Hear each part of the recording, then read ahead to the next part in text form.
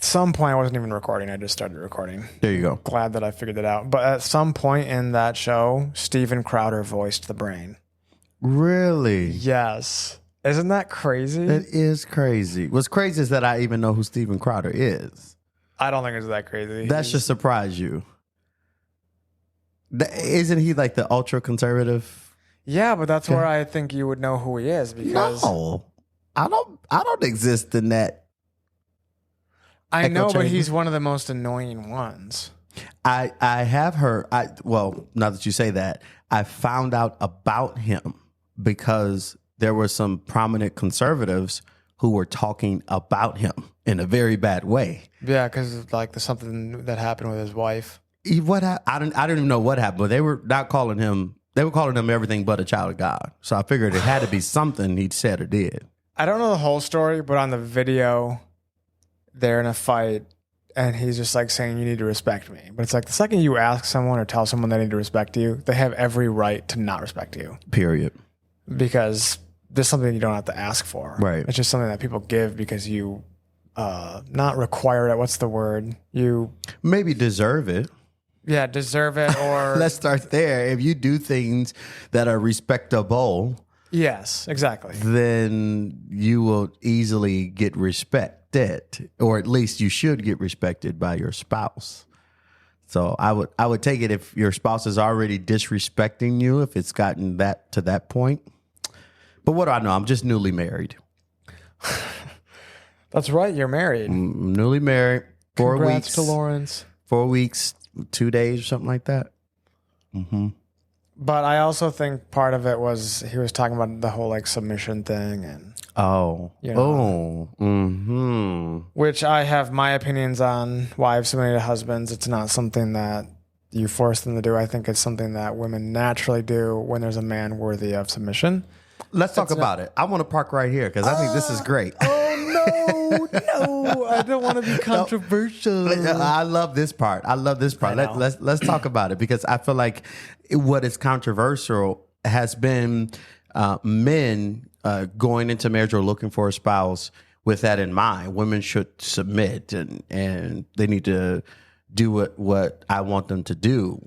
When in all actuality, it's not the case. I don't think that's what submission means, though. No.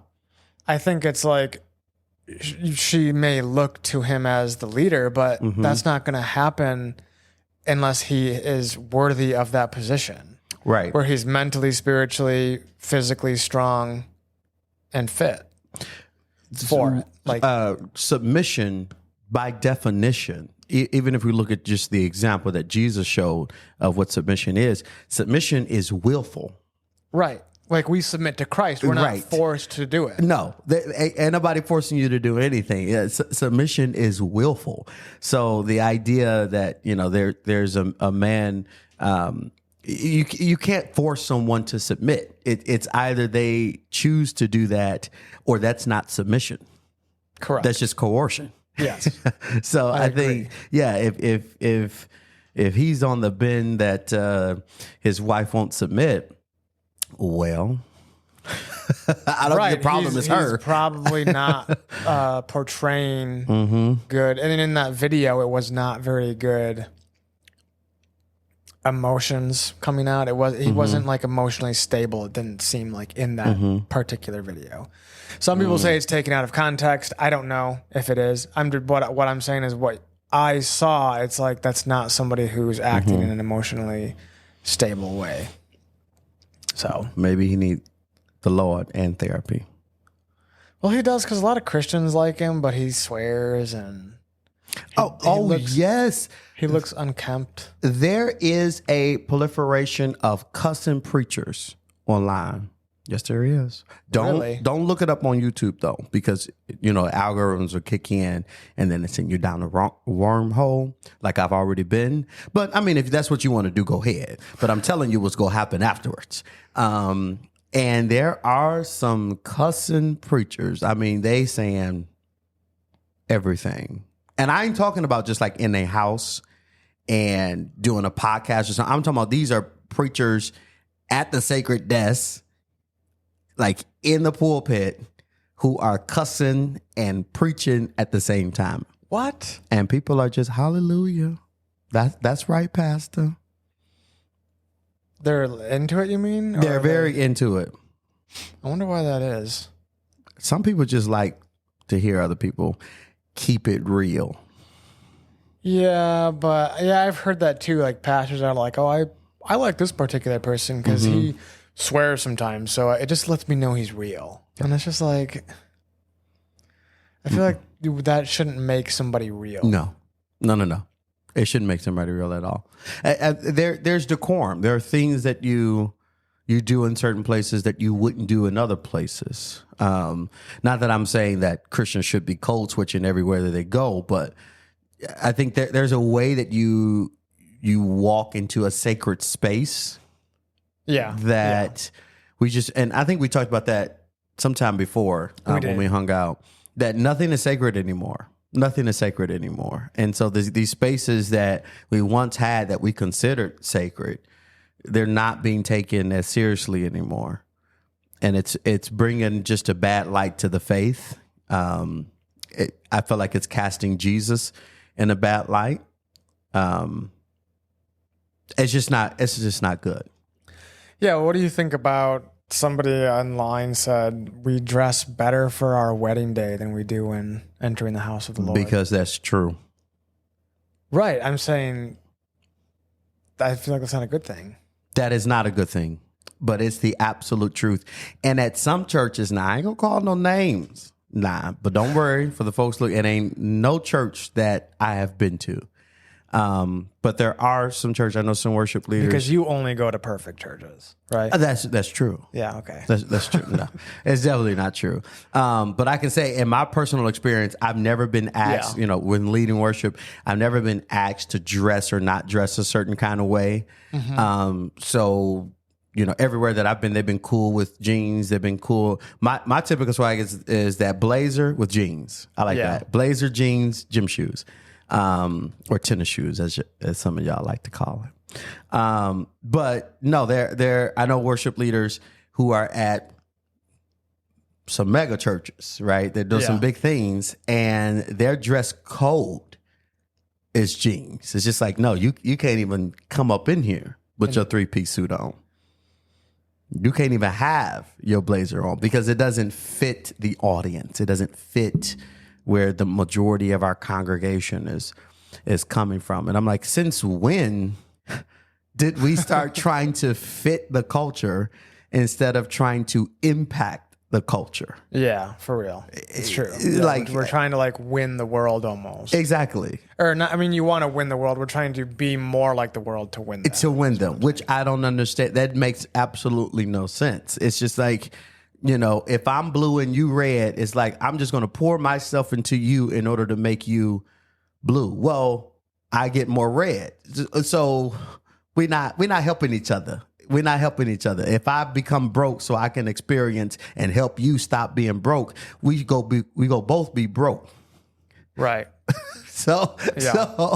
I think instead of trying to make an impact, we're trying to fit in. And it's so true, and it's sad. It's really sad. Well, I've been thinking about getting a 3-piece suit for church. Go ahead. Go get one. Well, I want a tweed. Like the window pane tweed. No, I have to stop you somewhere. No, you don't. I must stop you. There has to be a line drawn. This is probably why some of them, I take it back, half the things I said. This is probably why some of them churches say you can't come in with your 3-piece suit because some people just take it too far. You think a tweed suit is too far? I feel like if you came in a 3-piece suit and it was bedazzled and you got rhinestones all over it. It's not, that's not what tweed means. I feel like this is a slippery slope. You allow the tweed and the next thing you know, people going to be dressed in gold and diamonds. I suppose. But they're so nice and I feel like the vest on a tweed suit would look really nice. That's what I'm mostly excited about. Okay. But I support you. If that's how you want to get connected with the Lord and his people at church, as long as you're going, I support you.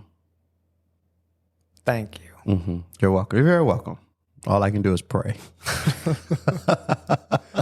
Well, then I guess I'll go with a more basic suit then. And now you don't have to be basic. I just don't like the gray or black. I wouldn't do that. I wouldn't do blue. No, it's given funeral if you do that. But no, you don't have to do that. You class it up. You come in nice little something something. Sure. They got a whole lot of different colors down at the men's warehouse. Talk to them about it. Or your local tuxedo dealer, whoever that is. It'd probably be Men's Warehouse or that one that you told me about. I forget their name. And I shouldn't forget their name because they were really good. Yeah. They're really good. They had some very great options. And I'm still thinking about going in there and buy that blazer that I wore for the wedding reception. The bedazzled one. It was bedazzled. You see what I'm saying? But see, I had the pants. I wouldn't really think anything of it if you came into church with that on. Oh, no, not at all. That's what I was going to do. I was going to wear that blazer for church. But if I came in with the matching pants, too much. It's the spirit of too much, and I cast it out. Whatever. Yeah, it would be the spirit of too much. I can't deal with it. You can have the blazer. You saw me. I had the blazer, but my pants were black. Maybe I'll do that then. Yeah. See, that is acceptable because then you're not too much, especially if I'm on stage, if I'm on the platform, to have both that tricked out blazer and the matching pants. It's like, no, you can't come back no more. You can't lead worship for us no more because you're too much. Well, that sounds like a legalistic rule that you've implemented. I have. Yes, it's all me. Lawrence Galatians 3:19. Read it. Yeah. We were due for an awkward silence. We needed it. That's true. We did need an awkward silence. We don't have those enough. No. So now that we're past the suit debate, okay, let's move on to a little bit of politics and how. Before we get there, yes, I must say this because the seasons are changing. By the way, welcome to fall. It's a little warmer here in Michigan, so temperatures aren't working with us right now for the fall temps. But I must say this now that we are in the midst of a transition. When we are in the midst of a seasonal transition, people like to do things a lot sooner, and that's just not God's timing. So what I'm saying is, if you picked up a pumpkin, you need to take it back. No pumpkins can be bought until October 1st if you want to decorate your house. Nothing for Thanksgiving can be bought until November 1st. And nothing for Christmas can be said or bought or thought of until December 1st. Well, you better not listen to Star. Who is that? Star 105.7. They start Christmas music the day after Halloween. And that is unacceptable. So that's why I'm trying to tell y'all and warn the people that God is not pleased. Because this is too much. Y'all doing too much. You're blending the holidays together. I don't know whether Thanksgiving, the Halloween, or Christmas, but y'all doing it all together. I just don't know what's going on. Well, here's a question. Is God even happy about Halloween to begin with? Probably not. And he would be equally disrespected by this foolishness y'all doing. That's all I'm saying. You cannot have... listen, they had the Easter candy. I'm sorry. Yes, they had the Easter candy out. And the Valentine's Day candy, January 1st. Why? Wouldn't it go bad? That's what I said. I said, how much junk is we putting in our food that it can last? That's what I'm going to say, yeah. Until March. I just don't understand. But they had it out January 1st. I said, Christmas ain't even done yet. I said, I didn't even take down my tree. I take down my tree January 2nd. I didn't even get a chance to take my lights off yet. I take my tree down the Christmas Eve of the next year, and then I put my new one up. You shouldn't do that, Caleb. I'm just kidding. Oh, I'm about to say, because there are some people who do that, and God is not pleased. Yes, but well, who even knows if he's pleased with the Christmas tree to begin with? He's probably not. Because of all the... It's like what is it? Like the celebration of the tree. There's something... I'm sure there's some spiritual background with it. Yeah, just the like pagan holiday, the fact that Jesus wasn't born on December 25th, but we can't talk about that, otherwise we go get canceled. Canceled? Yeah, canceled. They still cancel a lot of people. Because we know the history of Christmas? Yes, and Christmas is a multi-billion-dollar holiday. So? I might want to sell something this year on Christmas. So I can't be out here telling people that Jesus wasn't born on December 25th. And there's no biblical evidence to support that. People already know that. I think it's more the fact that it's based off a pagan holiday. Not Jesus being born, but Christmas. Right. With the Christmas trees and right. the lights. Yes. Mm-hmm. But the same with jack-o'-lanterns. Those jack-o'-lanterns are meant to keep evil spirits away. Not the evil spirits. We don't want them. Which sounds good on paper, but as soon as we put our trust in anybody other than Jesus, we're in trouble. You're in trouble.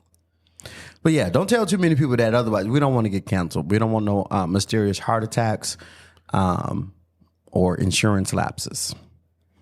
Yeah, for me, for sure, I don't want one. You're right. I don't want a mysterious heart attack. So as far as I'm concerned, Christmas is a good holiday. We ought to celebrate it.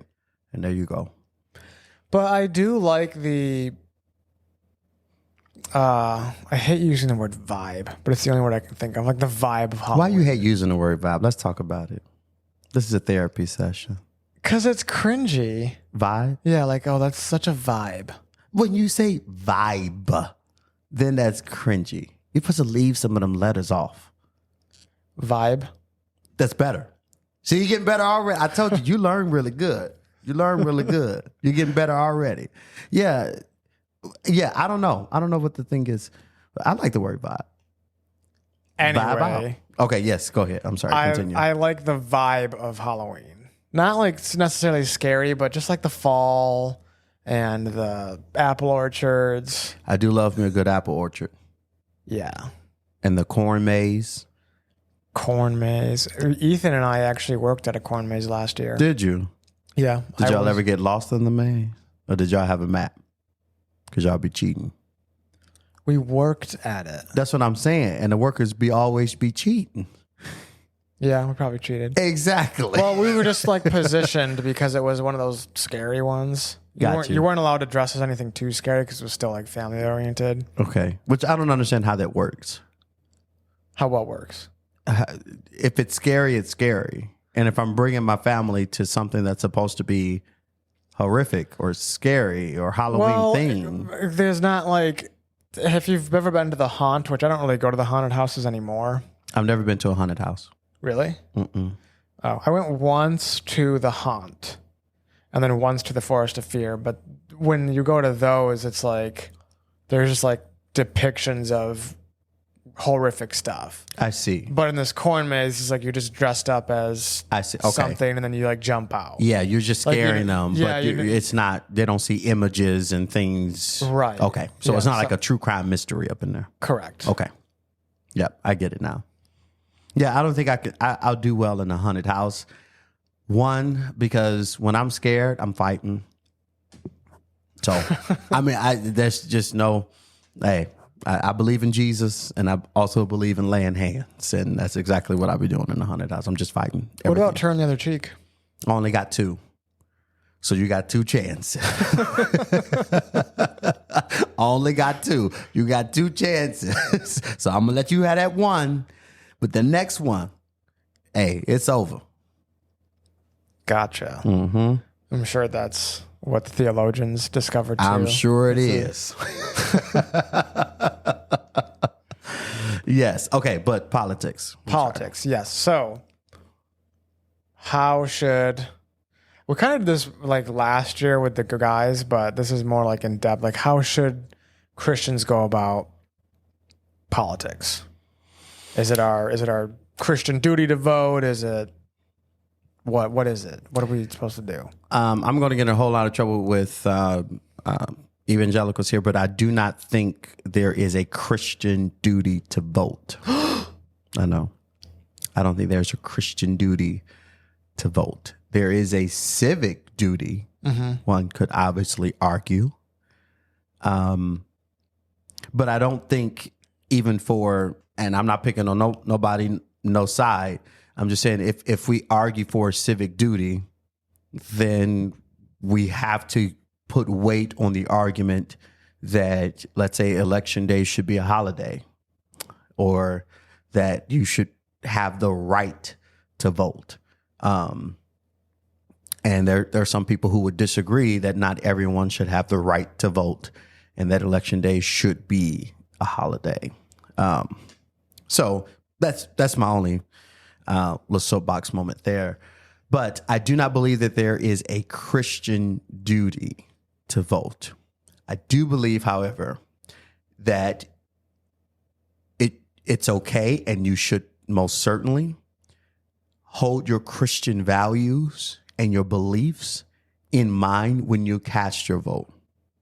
Mm-hmm. If you choose to cast a vote. But if you choose to not vote, it's fine with me. I don't think God will be sending you to hell for not voting in the election. And I don't think he'll be sending you to heaven because you did vote in the election. Right. But this is a good one. How do we reconcile who we vote for as a Christian? Because I'm somebody who doesn't believe that either party is Christian. Mm-hmm. And technically, if you vote for either one of them, you're voting for some type of sin to be implemented into our society. Well, that's the whole thing. That's why I say you with your faith, biblically, you can't reconcile it.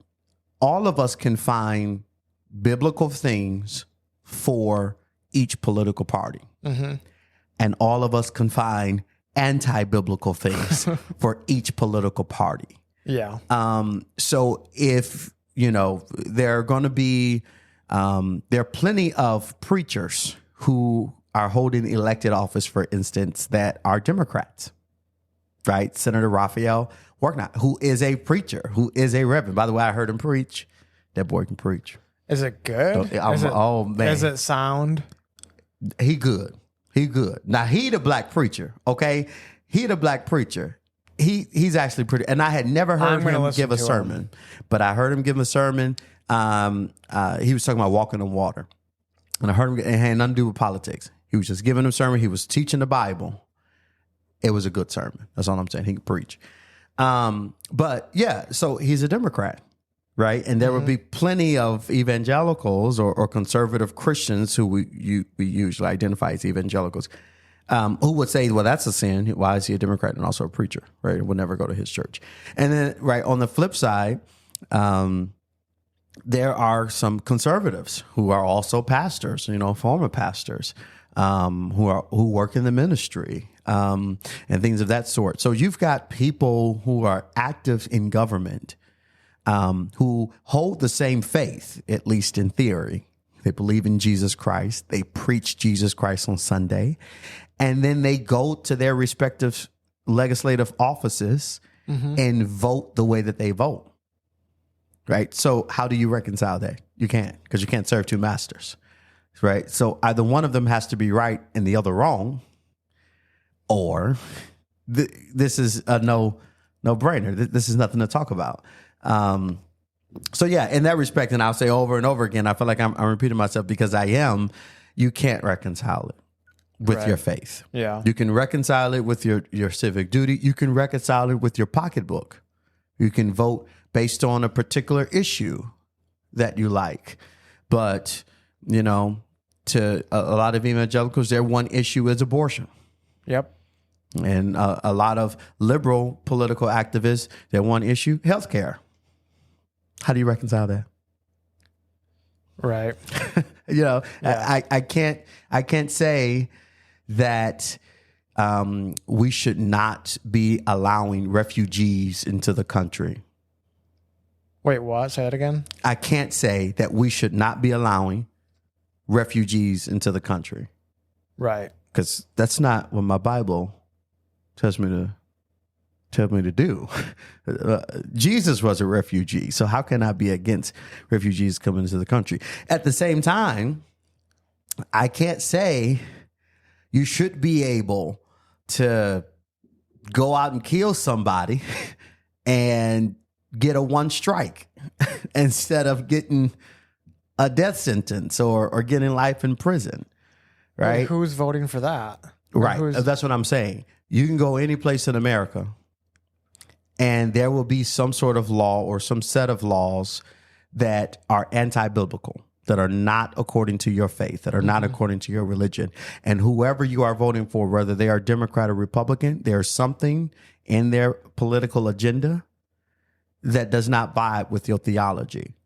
Yeah. So you can say, I'm voting for this person because I like their economic policies, or I like their policies on healthcare, or I like their policies on climate change, whether I believe it exists or not. But you can't say, I'm voting for this person because the Lord told me to vote for this person. That I agree with. Also, side note, I want to talk to theologians about this. Is it cheating if you pray to win an election? I've always wondered this. Yeah, it is. I feel like it would be cheating. Yeah. Yeah. Because if God answered your prayer, then that means we didn't vote for you, but the Lord. Well, I guess there'd have to be either more conservatives praying or more Democrats praying. Maybe that's how it works. Yeah. So if a Democrat wins, then that's because it was more liberals praying than a Democrat. Okay, yeah. I see how it works. So I guess, hey, y'all got to get together in this next election and figure out what the numbers looking like. Right. Oh, man. But no, I don't think there's a Christian duty to vote. Yeah, as far as the refugee argument goes, I agree the Bible does tell us. I forgot what verse it was, but it's like, be kind. Some translations say be kind to the alien, which means immigrant. Mm-hmm. But where I'm coming from, because obviously I lean more conservative when it comes to immigration, is I just want to make sure everybody's vetted before they come. Yeah. And going to become actually, I can't really say like be a productive member of society when we have so many people here who are not American citizens and are not productive members of society. I can't make that argument anymore. But to make sure that they're a safe person, I think is an okay thing to do. Before I get to whatever my argument is, what is a safe person? Well, like somebody, so I obviously this is going to sound bad because I'm saying Mexico, but I'm not saying every Mexican is this way. But the cartel does run Mexico for the most part. Right. So if somebody from the cartel was coming into America from the border, it would be nice to know that they're here. Not the cartel. Yes. And they are in the United States. Yes. Because we do have ways to track people who are coming into the United States. Although I will give you that the Customs and Border Protection does estimate that millions of people have come into the United States undetected, but we don't know that, right? That's neither here nor there. It's like saying it may be water in that well. It's like, it could be full of water. It could be completely empty. So you can't go off what you don't know. But from what we do know and what we have been able to count, right, we know that those people are here in the United States. We know their names. They come to the border. They ask for asylum or they ask for refugee status. 1980s law, as well as many international conventions, means that the United States must honor that request for asylum. Now, what we could do, of course, is send them in front of a judge, which is what the process is. They go in front of a judge. They try to explain to the judge and justify their claims for asylum. Then that judge decides whether or not that's valid or not. And they either get admitted to the United States of America or they get immediately deported and expatriated back to wherever country that they came from.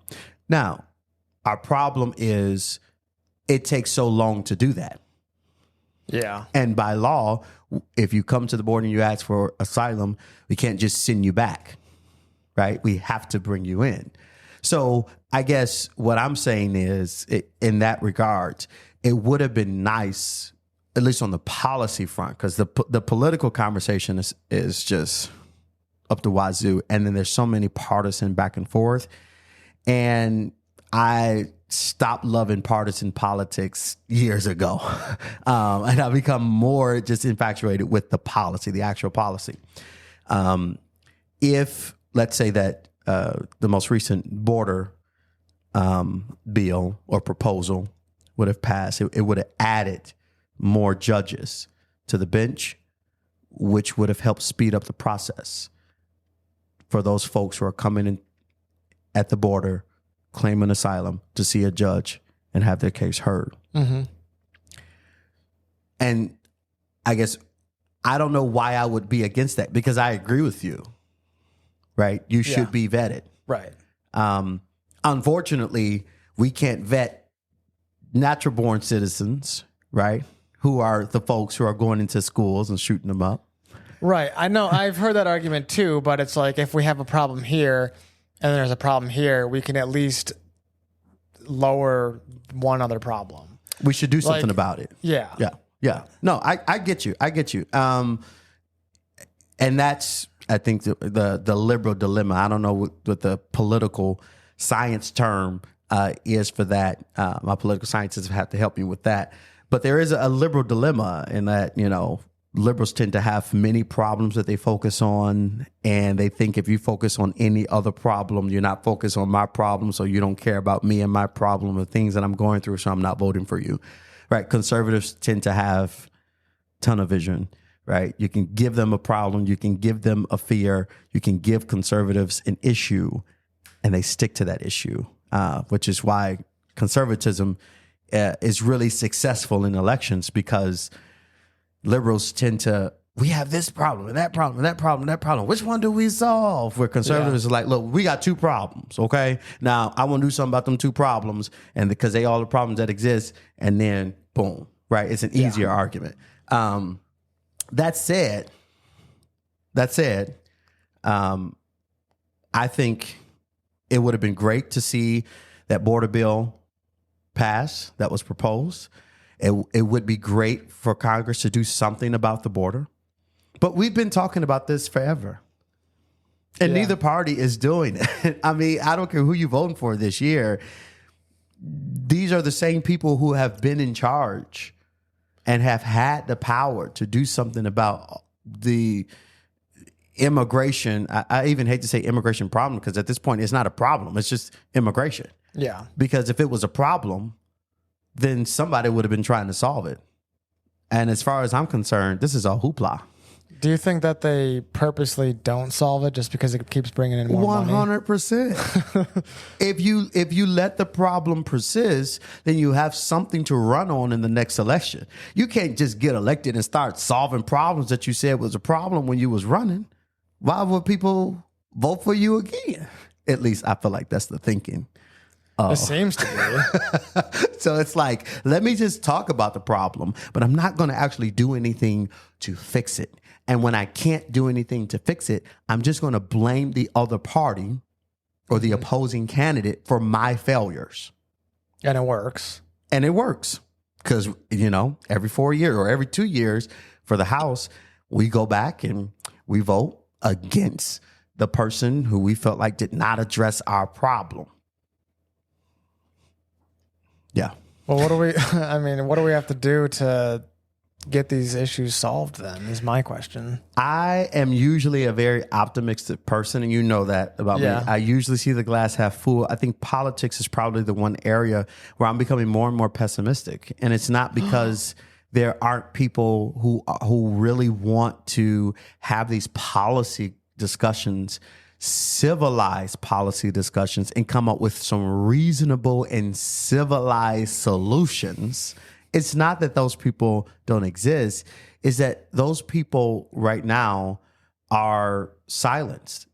The loudest voices in the room are the most fringe voices in the room. They're the most extreme voices in the room. Yeah.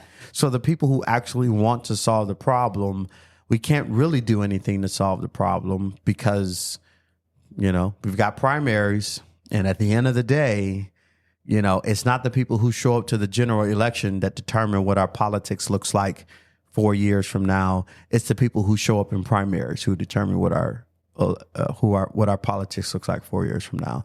And those people who show up in the primaries, they're diehard. They are further to the left or they are further to the right. And so then our options for the general election seems to be two extremes. That's true. And it's like, where did you guys come from? I thought we were having a nice conversation. And they just come in from the two extremes and they just blow everything up. But as my uncle just always say, it wouldn't happen if nobody was making money from it. Think about it. Well, yeah, I agree with that. I mean, I don't think about it every day, but It wouldn't happen if nobody was making any money. Okay? If the so-called invasion, and I hate that word, invasion at the southern border, if that was not making folks money, they would have stopped that a long time ago. You can't tell me we can fight two wars at the same time and not do something about the border in our own country. Come on now. It don't make no sense. Somebody's making money. Now, good luck figuring out who. right. It's the deep state. The deep state. I know it ain't me. Ain't nobody send me my check yet. So, I don't know. If y'all lost me, if y'all forgot, put me back on the check, the payroll, because I need my check. But, yeah. But to your point, though, to the point earlier, I think all of us can agree that, right, we want people to go through a process in order to enter the United States of America, because that makes us feel safe. And I think my point is that process already exists. We have 15 different intelligence agencies that vet every single name of a person who comes into the country. We've got Customs and Border Protections. We need more officers on the ground. We need more boots on the ground. But we have the money there in order to invest in technology. We could have got more money through that solutions bill, which I thought it was. But we already have that process in place. The point is, it is taking too long. It is being drug out. And it's leaving millions of people who have come to the United States to claim asylum in limbo. All the while, by the way, when they're here, and they are caught and then released into the United States, they get the ability to work. You take away their ability to work, and you wouldn't be making people money. Right. And I guarantee you, immigration solved. Day two. Congress will wake up tomorrow and they get it done.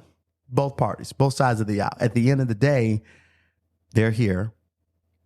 People who have come into the country and do not have authorization to be here. They're here. They're working. They're paying taxes. Because this is the United States of America. We go tax you wherever you are. You're promised life, death, and taxes in the United States. So they're paying taxes. They don't receive anything from the government because they're not American citizens. They can't vote, so they don't have a vote in the or voice in the political process, which I think most of us would agree with. We just have to make it more efficient.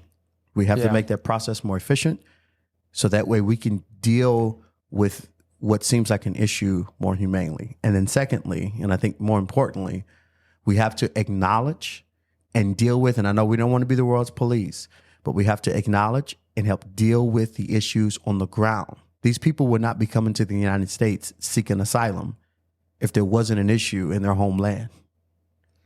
So you think that we as America should go to other countries and offer support? I do not think that we should do that, because I think our idea of offering support has failed. And I think we are the reason why a lot of these countries are in the mess that they're in the first place. Yeah.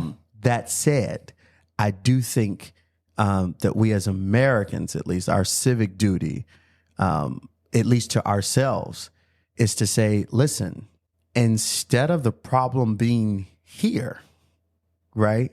Instead of you having to flee your home and seek asylum here, what can we do there? What's going on there? Why are we okay with the cartels coming in and taking over? We shouldn't be. Why are we okay with you living in dire poverty wherever you are? That shouldn't be okay. Why aren't we helping you and giving you the tools and resources that you need to invest in yourself? Now, that is at least what China has done to the continent of Africa. The U.S. came in and said, we only go trade with you if you honor human rights. They said that to who? China? The continent of Africa. Okay. The U.S. say, we only go trade with you when you honor human rights. And of course, they didn't honor human rights, so we didn't too much trade with them. China said Africa didn't honor human rights? Many countries in Africa is a continent. Yeah, I know that. Yes. But many countries in Africa continue to violate human rights, continue to defy the norms of democracy or democratic societies. So the United States said, okay, we're not going to trade with you. And China said, screw that, we will.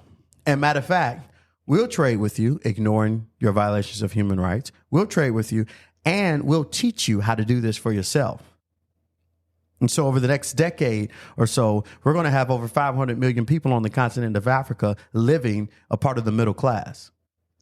Let that sink in. Not from American investment, but from Chinese investment. People from China are moving to the continent of Africa? No. What did you say? China is going in there, and they're saying, let's partner, let's trade. Yeah. Let's have our economies do some business together to grow your economy. And what they have done is won over the soft and the hard power, I guess, the soft power all over the continent of Africa, which the United States failed to do for 50 years of our diplomacy. So I guess my point is, if we took that approach as Americans and just said, we're not going to ignore your human rights violations, and we also want to help you train your people. We also want to help you invest in your own markets. Basically, we want to teach you how to fish. We're not here to give you fish. Okay? That was Jesus. Now, Jesus gave out all the fish and the loaves of bread. Now, ain't no more. That was Jesus. But we are here to teach you how to fish. If we would go in with the same approach, I think it would be a lot better. So that way people don't have to flee and come to the United States. Instead of starting wars there. Exactly. What a thought. Yeah. We're not going to blow you up with this money. We want to invest in your markets. We want to teach our people how to fish. We want to invest in science and technology in your country. And the thing is, in the United States, especially for students who are undocumented, right? They learn here. And then what do? We deport them. In what world does it make sense to educate a person in your country and then send them away? Send them back to where they originally came from? That makes no sense. I mean, if anything, you'll be trying to keep them here. You'll be trying to get them to reinvest their knowledge, their expertise, their skills, their ambition. You'll be trying to get them to reinvest that back into the country. But why deport them? Why send them? It makes no sense. But if we could get together and have a civilized conversation around policy and get people who really want to solve the problem, I do think that we can. But I'm pessimistic because I don't think that we're going to see that, at least no time soon. That is very pessimistic. Mm-hmm. I think that as long as people like you and I have conversations, because obviously we have our disagreements and fall on different political sides, and people start seeing it more and more, I have hope. And the thing is, I even reject the idea that there's some sort of disagreements, because I mean, even us, I feel like 9 times out of 10 we actually agree. Yeah, at least with the end result, we agree with the end result. We're all looking. We're both looking to the same thing. Mm-hmm. We're both going after the same goal. How we get there, of course, we have differences of opinion on. But it is easier and it is more profitable for partisans and political parties to magnify the 10% where we disagree, get us to be uncivilized and hate the other person for disagreeing on the 10% of things we disagree on, and then view you as the enemy, and then the candidate that I'm voting for as the savior. Yeah. It's disgusting. Now I know what is meant by money is the root of all kinds of evil. 100%. Listen, it wouldn't happen if ain't nobody making money. Yeah. And that is so true even with our partisan divide, right? We would not be so deeply divided along partisan lines if there weren't people who are making money. It ain't us. It ain't us. By us, I mean the vast majority of people in America. I don't care how you vote. The reason why we keep fighting over what's on the agenda is because we're not on the agenda. Yeah. And I think the sooner we realize that, then the sooner we can really have a conversation that's civilized. And I'm not saying that you got to be changing your vote on political party, because I don't think that it really matters. And there was a time where that didn't matter with certain things, right? When Nixon got into his stuff, Republicans, they wanted him out of office. And there were some Democrats who were rooting for the removal of Bill Clinton when he got into his, although I guess we can say yeah, I know. Cheating on your wife is different than, but than all the stuff Nixon did. But, it's the same thing. There was a time where wrong was wrong and right was right. And no matter what your political decision was or your political persuasion was, at the end of the day, there were certain things you just couldn't say as a candidate. Yeah. Without losing support from everybody. And I don't feel like we're living in that time now. I feel like you just say enough to appeal to your base, and then your base will believe you, and then nothing is true. The end. Election day. So do you think that with, like you said, they're never going to solve the immigration policy, all that. Mm-hmm. Do you think that it's the same with healthcare, that they're never really going to solve it just because it creates that divide and makes them more money? Yeah, obviously there's definitely special interest in healthcare, right? That want that. I do think that the one main difference as it relates to healthcare is just the desire of most of us as Americans, and I am one of them, that really like our private health insurance. Yeah, we really like it. It's provided for my job. I like my private health insurance. Yeah. Would I like to pay for it? Probably not. Nope, I don't. I would not like do not like paying for it. And it's like, I am all good. I love it the whole time. And then I look at my check. And then when I see that they took out such and such X amount of dollars to go to my healthcare plan, I'm like, why y'all do that? Because I didn't go to the doctors in the last 2 weeks. So I don't know why I needed that. Right. So, we don't like paying for it. But I don't think that there are many Americans who'll be willing to give up the private health insurance. And I feel like eventually that's where the conversation leads to. First it's a regulation of the marketplace, which, by the way, Obamacare is. It's not a national health care plan, but it is a regulation of the marketplace. But there is an argument, right? First, there's a regulation of the marketplace.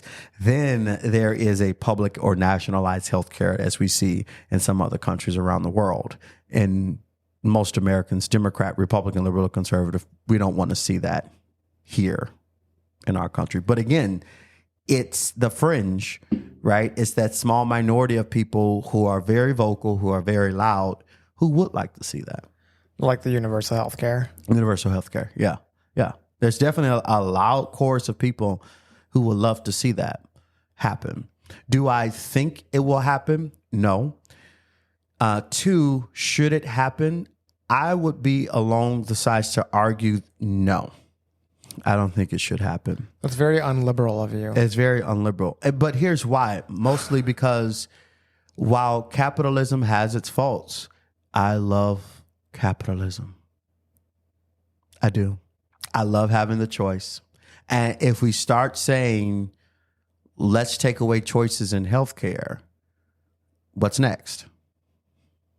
Right. That's where the problem lies. People don't think about that. What's next? Because I can name a whole lot of other things that I really don't like paying for, like groceries. Yeah. So it's like, okay, there's a farm bill every year. We give billions of dollars to farmers. Why do I still have to pay for milk and for eggs then? Right. Think about it. If we already gave them our tax dollars, then why we still got to pay? I don't understand. Yeah, but then they can regulate what we eat, couldn't they? If that was the case. If that was the case, and ain't nobody getting any skinnier in America, so whose fault is it that we gaining all this weight? Personally, I think it's the individuals. It can't be. If we go have the government control it, shouldn't it be the government's fault if the government subsidizing the farmers? Sure. Maybe. You see what I'm saying? All I'm saying is, all I'm pointing that out to say, it's a slippery slope that'll leave all of us confused when we start doing this. And I'm not saying that we have the perfect system of capitalism. We do not. Right. Nobody does. Nobody does. And there also is no perfect system of socialism. So if you want to point to some country, oh, look at this socialist, look at Venezuela. That is not a perfect socialist system. And neither is China's system a perfect communist system or I'm sorry, socialist system. While it is maybe a perfect communist system. So you don't have that in anywhere. Right now, there are some social elements of the United States of America, but am I ready to go that far on healthcare yet? Don't look for me in the next election because the Democrats won't vote for me as their nominee. With me saying no, I'm not looking forward to national public healthcare. I would agree though that it's a shame, it's immoral. Both as an American and as a believer, that people are having to choose between paying for their medicine and paying for their light bill.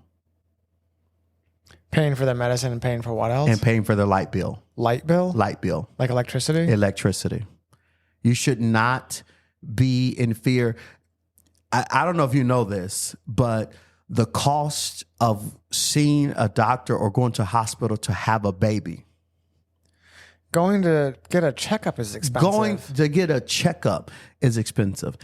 I think that's ridiculous. So I am in no way saying that I am okay and I'm perfectly peachy keen with the system as it is right now, because there are a lot of things that are just expensive and they really shouldn't be. The fact that the federal government is just now getting the authority to negotiate drug prices in a capitalistic system, that is mind-boggling. Couldn't that be seen a little bit as government overreach, though? The ability, because once you said they're regulating, negotiating drug prices. Yeah, isn't that also a slippery slope, though? How so? If they're negotiating drug prices, then negotiating turns into controlling drug prices, and then it's definitely control.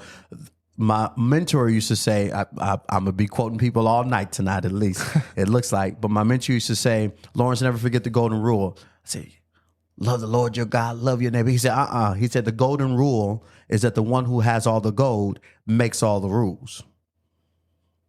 Let that sink in.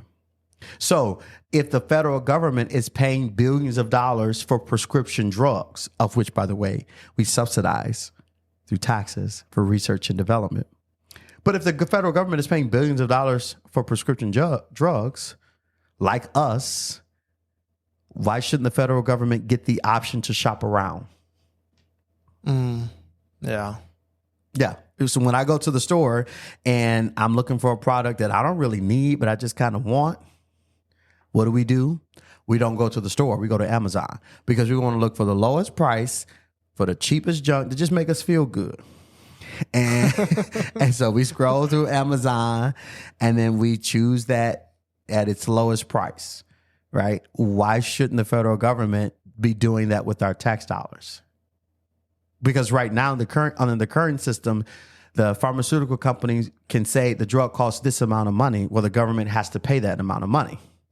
The government has to pay who that amount of money? The pharmaceutical company. So not us as Americans. The pharmacy can say this drug is going to cost you $50 this year. Well, the federal government got to pay that. Next year, they can say it's going to cost $150. The federal government got to pay that. Why not say it costs $1,000 if the federal government has to pay it? The federal government pays for drugs? That's what we're talking about. Caleb, where you been? I know, but I always have paid for my own. Right, because you are not on a Medicaid or Medicare. You're not on a government health system. Somebody who's on a government health system, when they get their pills, it's the government paying for them. It's subsidized, exactly. So now, full circle, you're saying the government is negotiating drug prices in that aspect because they don't. Okay. There you go.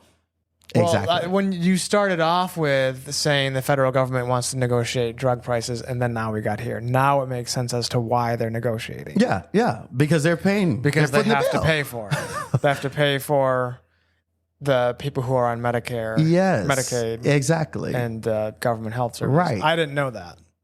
Or I did know that, but I don't really think about it. Right. Most people obviously, if it's government health care, obviously the government has to pay for it. Right. But most people don't. It's okay. But yeah, if you're on any of those systems, then the government foots that bill. Just like our insurance company would, for instance, if we were to go pick up drugs, if our doctor prescribed drugs, we would go in and pay the copay. Well, our insurance would pick up the rest of that bill. That's what the federal government is to people who are on Medicare and Medicaid. And yeah, the government foots that bill. So just like we do in our capitalistic society, why is it okay for the government, who is spending billions of dollars of our money each year, to also be able to negotiate and to shop around? You're saying it should be okay for them to shop around? It should be okay. Yeah. I think it should be okay. And I think that makes a lot of people happy, except the pharmaceutical companies, because that was a check you could always depend on. Now, there's no guarantee. Yeah, well... Oh, man. I'm not on Team Pharma, so I don't really care. Yeah, no one. I have no sympathy for him. But okay, I'm gonna take the opposite. So I have to. I'm gonna take the opposite side for you, because there is tons of really good research and development and folks who can do it. I love capitalism in part because of this, because we can have people who can focus on a particular drug that, may or may not work, but they can at least focus on a particular drug. They can then market that drug.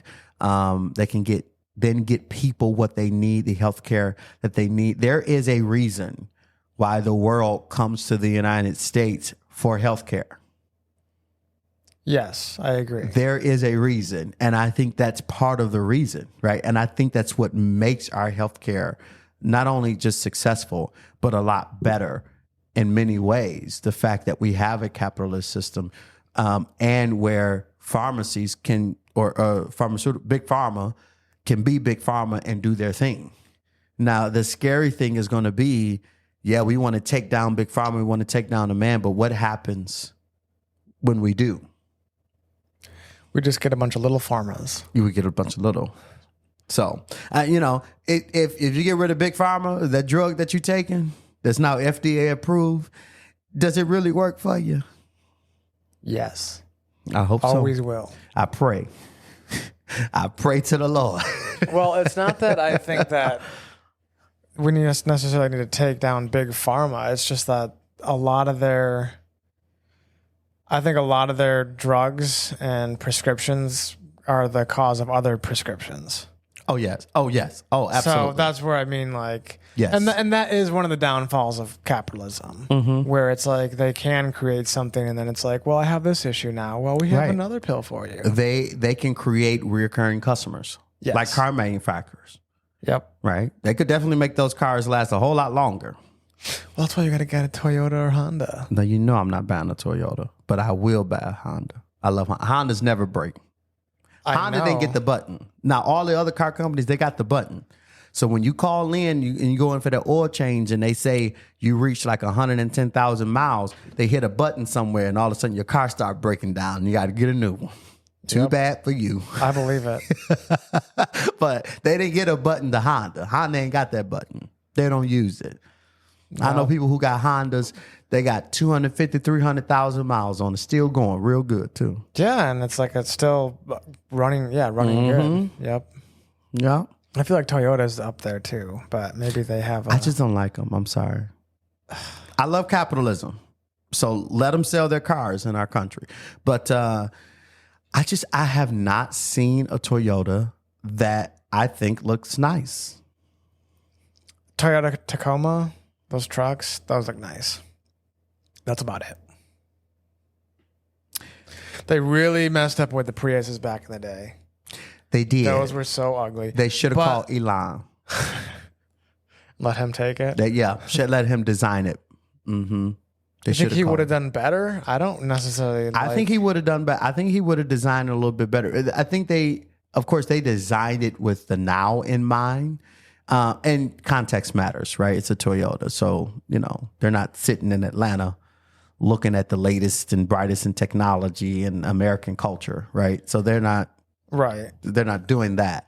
But if they were, they would have redesigned the Toyota Prius a long time ago. But have you seen the new Toyota Prius? Yes, it's nice. I give it to them on that one. Yeah, they stepped their game up. That one does look nice. I would buy one of those. Yes, I heard that from a lot of people who was like Tesla customers through and through. They said they saw that new Toyota Prius and it was like, for the price and for the range, the gas mileage, the whole 9 yards, they're about that Toyota Prius. So I give them that. I saw one on the road the other day. It looked real slick. It had tinted windows on it. Never seen a Prius with tinted windows. It had tinted windows on it, and it had lights. I could see the lights up on the neon lights up on the inside. Maybe that's custom though. They probably don't sell them like that. But they are nice now. Yeah. For me, I'll just take that electric Beamer. Just electric? Yep, I take that. And how much is that going to cost you? An arm and a leg. And probably couldn't get to the other side of Michigan in it. But that's not the point. The point is that I look nice driving an all-electric vehicle to and from work. There you go. Yeah, that's all that matters. That's all that matters. How long does it take to charge those cars? I have no idea. You don't know? My Beamer hybrid. Which is what you have now. Which is what I have now. That thing and it's only like, I can only go 15 miles. Only on battery. I know, right? Beamers don't make hybrids. They say they make hybrids, but it's not really a hybrid. It's a gas-powered vehicle with a big battery. But yeah, it can only go 15 miles. That still takes 4 or 5 hours to charge from E to full. That is crazy. Yeah, that's crazy. So I can only imagine if you got a 215-mile range and you use that whole battery up, you ain't just stopping at BP for some Skittles, some Arizona iced tea and come back and your pump done. No, that ain't happening. You go be there for a few hours. Yes. Yeah, for sure. You think they'd find a way to have the alternator charge it while you're driving? Because I thought hybrids was like the battery kind of kicks on in different times when it's like if you're going a little bit slower or city driving, or maybe it kicks in on the highway or something. That's what I thought hybrid was. No, so well, actually you're right. Hybrids does kick in at certain times, usually in the city. So if I'm just going up and down 28th, at some point my car will just run on battery. But if I'm getting on the freeway, it's going to always run on gas.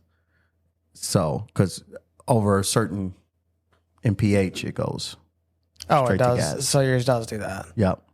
Only for a limited time, though, because you only got 15 miles on that battery. Only got 15 miles on the battery. But the thing, of course, with the hybrid is once your battery is depleted, it just won't use the battery. It just go to gas. Right. So you're saving 15 miles. I'm saving 15 miles. What does that thing even get for gas mileage? Because it's kind of big. Don't ask me that. It's a very nice car. We don't talk about financial things with a car like this. I call her Bianca the Beamer. She's beautiful. She is. And the doors, the way the doors shut. It's just so beautiful. It's just that sound. Just like, wow, I just feel so official up in here. I don't know. But I think the gas mileage is 17, 18. Lawrence. It's bad. You're part of the climate problem. I am a part of the climate problem. And you use premium gas with all Beamers. So. You do? Yeah. Everybody been hollering when they was talking about paying $5 a gallon. Now, luckily, when the gas was $5 a gallon, I was driving my Honda. And that went forever. I could go a week and a half, never stop at a gas station in that Honda. Do you have to put premium in a BMW? You have to. I mean, unless you want to tear up your engine and then pay tens of thousands of dollars to replace it. That's which one you want? Where do BMWs come from? England? Germany. Ugh. So do Volkswagens, but I don't have to put premium in mine. Well, sucks to be you. No, my Beamer is American made. It's made out in South Carolina. Yes, it was indeed. And my last car, this is where my liberal side is coming in. My Honda that I had was made in Marysville, Ohio by union workers. Well, unions have now switched to the Republican Party. Not all of them. The Teamsters did. That's a pretty big one. The Teamsters is a pretty big one. Also... Which, just because they switched, I'm not brainwashed. I still don't like them because I did not like being part of the union. And when I went to UPS, tell me about it. Do you know how annoying it was? It could be very annoying. At UPS, I get that they're to protect the worker. I understand the whole meaning behind them, but I was a loader at UPS, so I'd be loading semis with boxes. And then when it would get really busy, they would have to send somebody else in to help me. But sometimes they wouldn't have anybody else. But my supervisor was there. But, supervisor can't help because then he's taking our work away. Really? Like basically taking because supervisor's the management. Yeah, so he'd be technically taking my job. And so he wouldn't be able to, he couldn't come into the semi-trailer with me and help me. So he got to be lazy for a reason. Yeah. Legitimately. Sometimes they would help, but yeah, because you always skirt the rules. You got to get things done. Right. But like just that idea is a little ridiculous to me. Is it that way in every case though? I don't know. Oh, because I never worked, well, I can't say that. I've never worked in a manufacturing facility because I have, but I never done like the hard physical. I never done any loading of boxes. Sure. And because I didn't do that, I didn't have access to a union, or I couldn't sign up for a union. Now, I'm sure we could have unionized, but we all know what happens when that happens. We know what happens when that happens. But yeah, I didn't have the union, so I always wondered how it is for people. I will say this though, you got to get credit where credit is due. We only got 8-hour work days, 40-hour work weeks, thanks to unions. Yeah, right? Yeah, there is some good that has come from them. Oh yeah, we got wage increases in part thanks to unions. So yeah, there's some good deeds that union does, but I never hear all of the ways that it negatively impacts. Yeah, there's the good and the bad with everything. That's true. But it seems like a lot of the lazy people really liked being part of the union because you can't be fired when you're part of a union. Well, why not? Because you're under the protection of the union. I remember the big boss was walking through UPS. I think he was like the head of that branch. And he looked in my trailer because sometimes people would just throw the boxes. Okay, we all did it. And I was throwing them, and he's like, "Hey, why are you throwing those boxes?" And I was like, "Because it's faster." And then I had to go into the office and have a sit down and talk with him. But I had a representative from the union come and sit with me. Oh. And like under other circumstances at another place, I could have been fired for that. I'm about to say, like you do that at my job, you're going to be fired. Exactly. And so I was able to talk back to like the biggest guy up and still keep my job. That's not very Christian-like. Well, I wasn't necessarily Christian-like during those times. Oh, okay. I guess I have to that was like that was the lukewarm days. Got you. But you have repented, you'd have been saved, and you're on fire for Jesus now. Yes. Okay. I will say that even during my lukewarm days, I was still given to the church. Amen. Which is just like so crazy because I'd be living in that's not complete crazy at sin, all. But I'd still make sure to give my 10%. That's not crazy because let's park it right here. I get on my soapbox and I become very passionate with talking about tithes and offering. And I know a lot of people, especially in our generation, they do not like the conversation of tithes and offering because they think, oh, the money, the church is just trying to take your money and blah blah blah blah. why the pastor driving a Benz and I'm driving a Buick? They have a bit of a point there. They do. Now, if your pastor is crooked, like Bishop Gucci, what's his name? Out of New York, he faked the robbery. The people came in and robbed him while he was preaching. If you like Bishop Gucci and you driving Rolls Royces and you coming in with 3-piece suits in a church with 6 people in the middle of the ghetto, you stealing. I know you stealing. So yeah, I think there is a point for that. But I just want to say, paying tithes is not about the pastor. It is not about the church. It is not about the people in the church. Obviously, you want to be paying your tithes to somewhere that is taking that money and investing it back into your community, however that looks for you. Mm-hmm. I like paying tithes to churches that have job programs, that have outreach ministries, food pantries, stuff like that. But you do you. But the tithes, it's not about any of that. It's about your commitment. It's about your stewardship. It's about what you are doing for God, to God. It's about putting God first. So when I pay tithes, I don't say, I hope they create a food pantry, or I hope the pastor don't steal this money. I don't care what you do. Yeah. To be honest with you. Right, because you're giving. I'm giving. Yeah. It ain't about you. Right. I'm sorry to say that, but I can be selfish. It's about my relationship with God. Mm-hmm. It's me telling God, I'm putting you first in every step of my life and my money. And even with my money, you get first dibs. Now, some people pay 10%. Some people like to pay 20%. I want to get to a place where I can pay 50% tithes. I ain't lying to you. I would love to be in a place where 50% of my income, half goes straight to tithes. Because the more you give out of your sacrifice, that is. So just because you gave $20 and only gave 10, God ain't gonna bless you more, right? It's about the level of sacrifice. I want to up my level of sacrifice. Yeah. And then God is like, okay, it's not that I trust you. God is saying, I trust you with that money, which you are showing trustworthiness. But it's more so God is saying, I honor that you honor me being first in your life. Mm-hmm. I honor that you honor our relationship and our commitment to one another. So yeah, it's all about your relationship with God. So yeah, same here. Even when I was a lukewarm Christian, when I wasn't going to church, when I was living a very sinful life, I paid my tithes every single time I got paid. Yeah. Do you still think you would have went to heaven during those times? Absolutely not. Absolutely not. But the thing is, paying tithes is the one commandment where God mentions nothing about you being saved. You ain't got to be saved to pay tithes. And you don't have to be saved or in order for God to honor your tithes. So you can be an evil person and he'll still honor it? Because that's what God does. God is principled.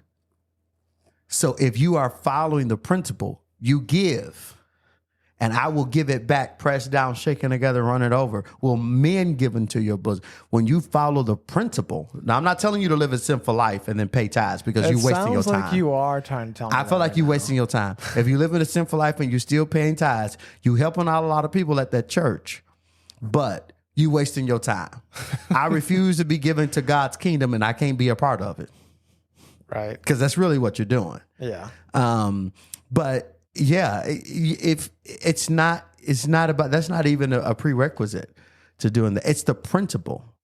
God said, if you honor me with your first fruits, then I will give it back to you. I will honor you. I will cause the rest to multiply. I will make the rest work for you. I'll have men given to you, but the money ain't gonna drop down from the sky. And a lot of times what I've learned in my walk with Christ and paying tithes is that it's not always money that I get. Right. Yeah. It's favor with God and with man. It's favor. It's trust. It's relationships that opens up doors and provides Could be opportunities. Good health. Let's talk about that. When I was out living how I wanted to live, again, being a lukewarm Christian and still paying my tithes, there was a whole lot of instances. I should have gotten in a car accident. I should have had a transmitted disease. Whoa. Let's talk about it. Since we go talk about it and be real, there was plenty of times where I put myself in harm's way. Right. Yeah, I can second that with me. And I'm not saying that God will protect you because you pay tithes, because that's not it either.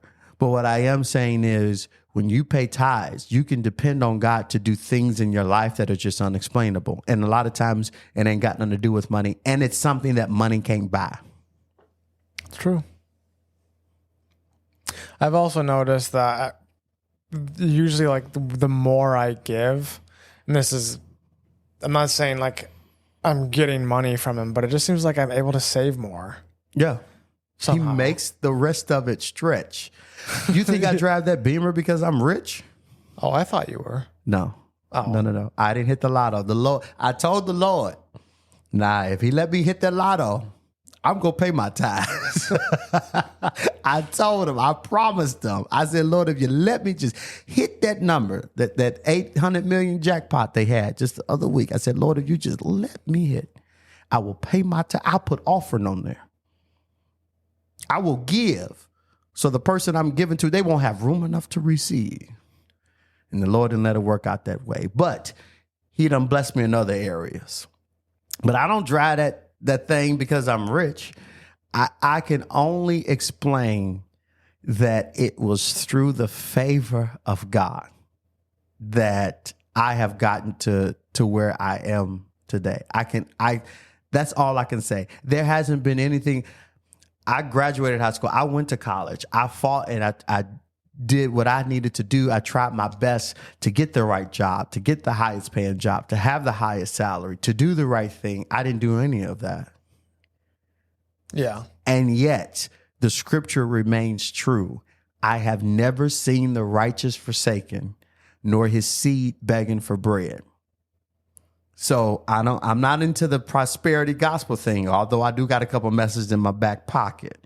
But I do believe that when you honor God with your money, with your time, when you give God your heart, that every need that you have will be taken care of. I don't have all that I want. Right. And if the stock market crash, I might have to cry.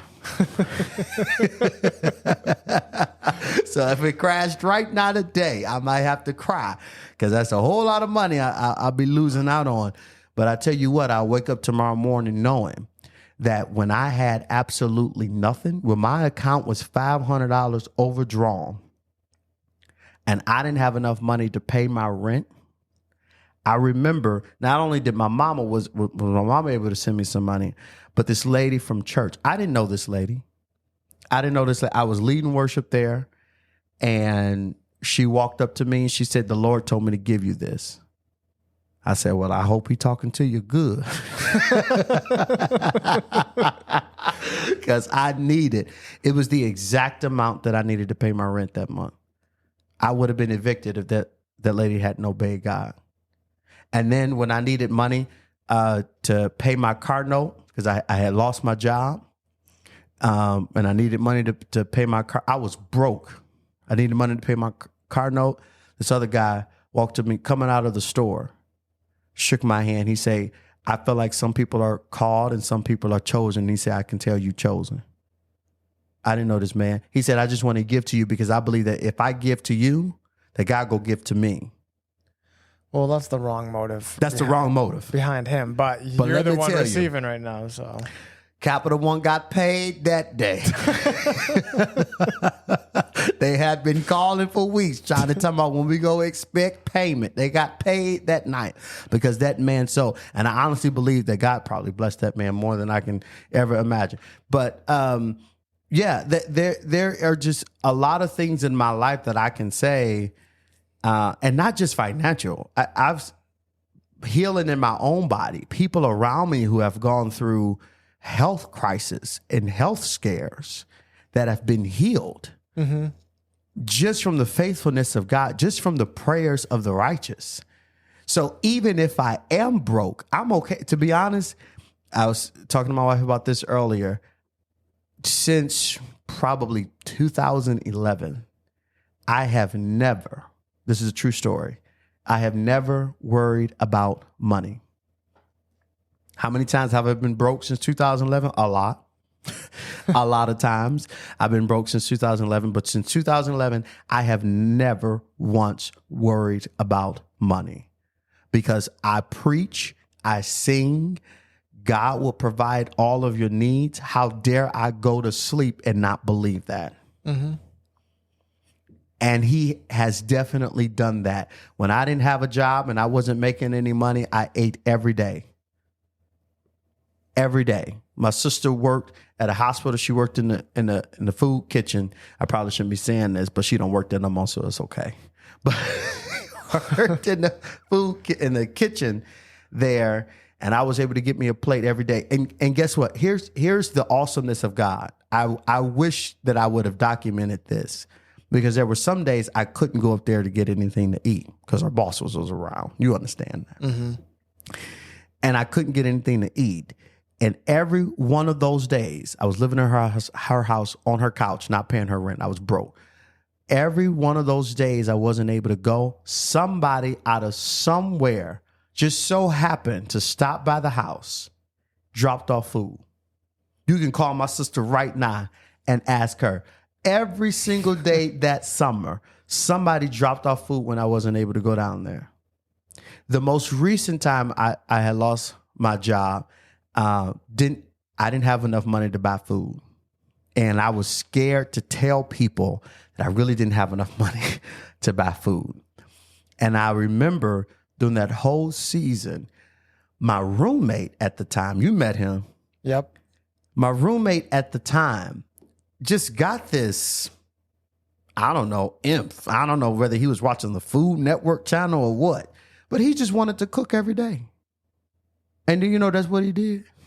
And he cooked for you too? I said, what's gotten into you? He said, I don't know. I wanted to try out this recipe. I just got all these ideas in my head that I want to do. And he made food every day.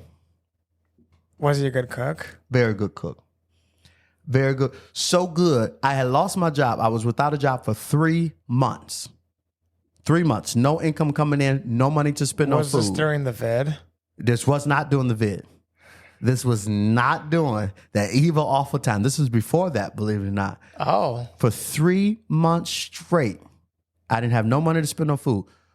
3 months straight, he cooked every day.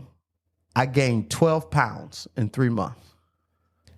How you do that with no job and no income? Gain weight because you're not working? Gain weight.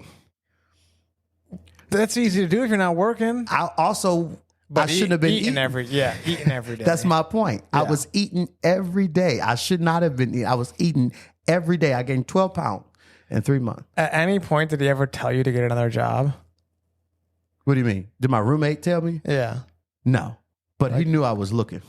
Oh, okay. He knew I was looking for another job. But the thing is, are you still looking for a job? The thing is, I never asked him, hey, I'm hungry. I need something to eat. Yeah, he just did it. He just did it. He said that he had the feeling that he just wanted to do it. And so all summer long, that's what he did. He just cooked. Well, cooking for people is a really nice thing to do. Yes, it is. I was going to, a better word is fulfilling. It's a fulfilling thing to do. It is. I personally love to cook for other people when people come over. But I didn't expect that from him. And you were a freeloader for 3 months. I was a freeloader. I was praying. I was crying. Lord, give me a job. Do something because I cannot sit on this couch another day.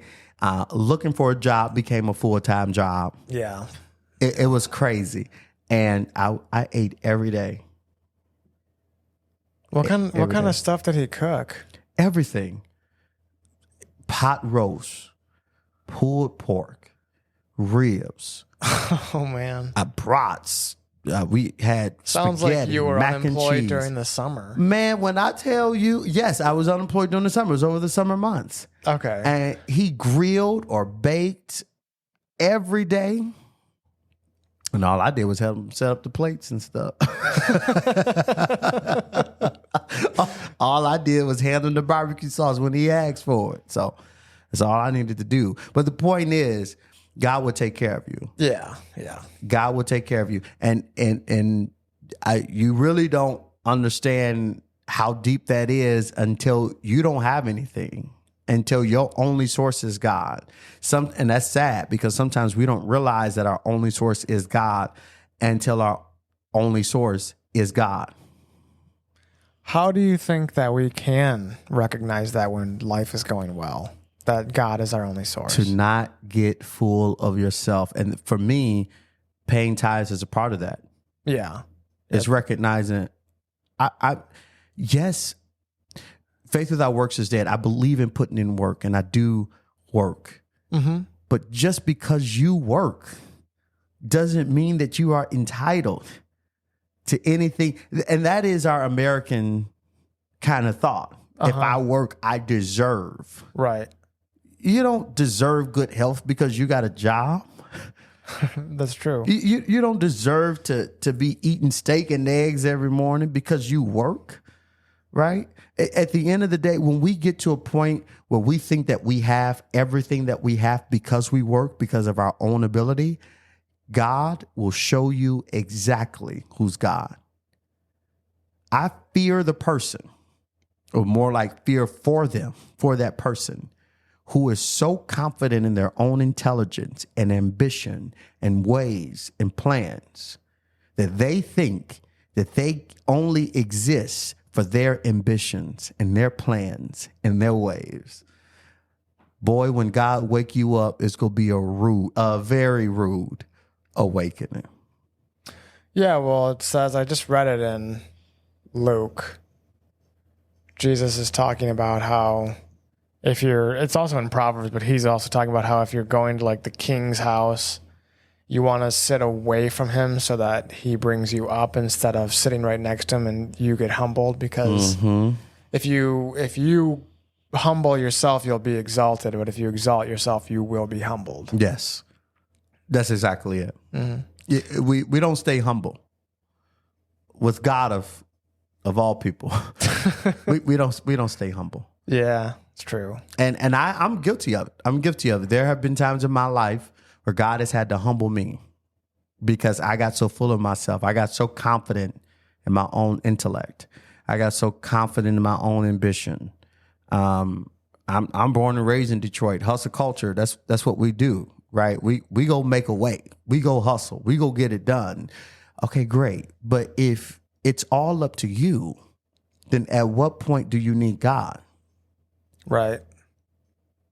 And God will show you exactly how your hustle culture means absolutely nothing. That at the end of the day, he's still in control. And every knee go bow. It's only a matter of when, but it's never a matter of if. Every knee's going to bow. Right on. All right. Well, it's getting a little late, for us. We're old. It's 8:20. Oh, I'm old. It's my bedtime. Right. So thank you for coming on, telling the stories, having the discussion. Of course. Good Anytime. as always. Anytime. And everybody else, thanks for listening and have a blessed week. Yes.